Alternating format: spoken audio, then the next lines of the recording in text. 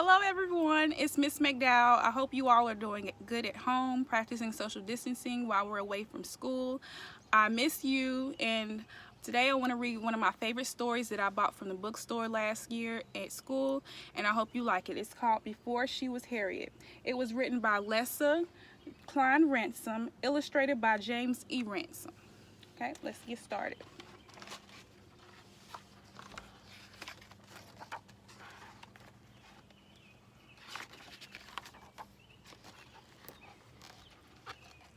Here she sits, an old woman, tired and worn, her legs stiff, her back achy.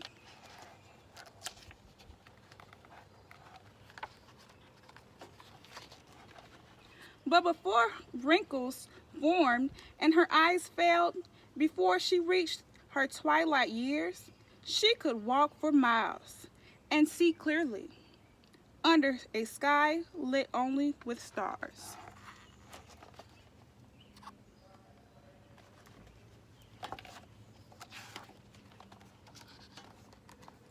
Before she was an old woman, she was a suffragist, a voice for women who had none in marriages and courts and voting booths. Before her voice became soft and raspy, it was loud and angry, rising above injustice.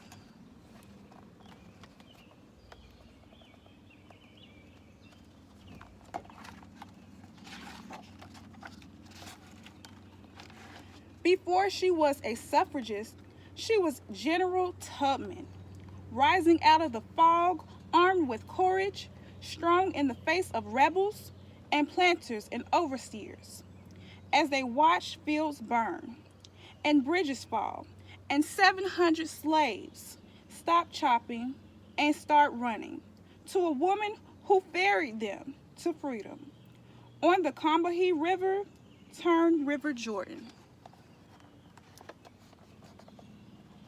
Nice pictures in this story. Love the illustrations.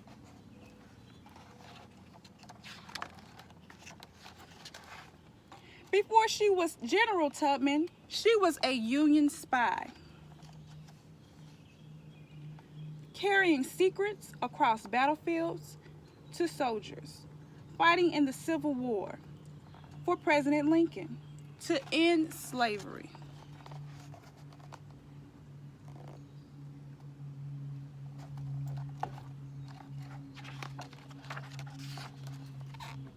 Before she was a Union spy, she was a nurse, caring for those hit with bullets and hatred and fear, tending to them with bandages and words and the bloody dirt of Southern soil.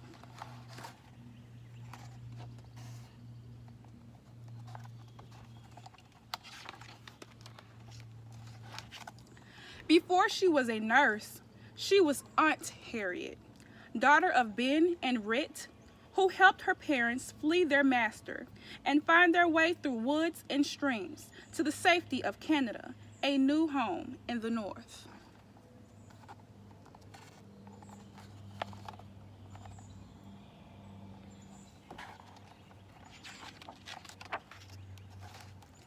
Before she was Aunt Harriet, she was Moses, a conductor on an underground railroad with no trains and no tracks, just passengers traveling to freedom up north through swamps, past slave catchers, across rivers under the cover of night.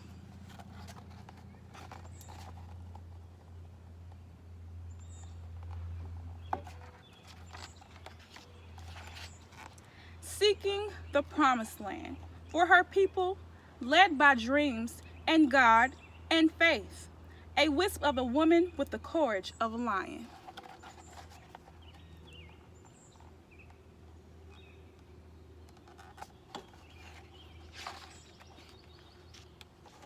Before she was Moses, she was Minty of Merlin, of one slave owner, and then others who worked her punished her with lashes, broke her back, but not her spirit.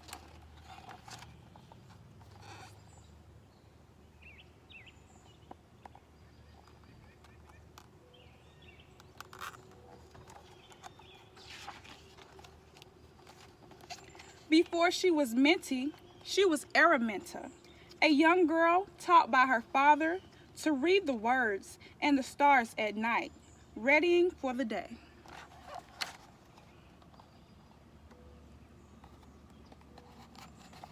Nice porch pictures, illustrations in the book. Beautiful illustrations.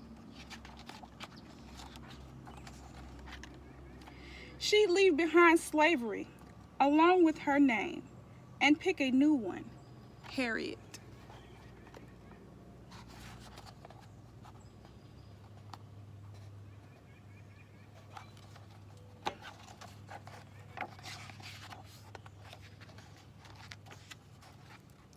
And remember her days as a suffragist, as a general, as a spy, as a nurse, as Aunt Harriet, as Moses, as a conductor,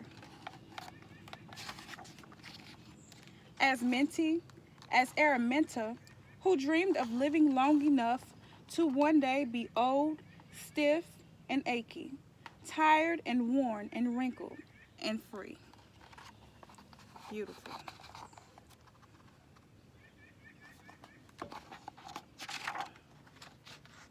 That is the end of this story. It's one of my favorites. I love this story. I hope you all enjoyed it as well. I'll have other videos to post of other favorite stories that I found in the library, and I hope you all enjoyed it. Make sure that you continue to practice social distancing. You're washing your hands 20 seconds, and you carry hand sanitizer. Hand sanitizer, hand soap, and social distancing. And make sure that you get lots of reading done and you do your very best. I can't wait to see you when we get back to school. Have a good one. Ready, set, hike.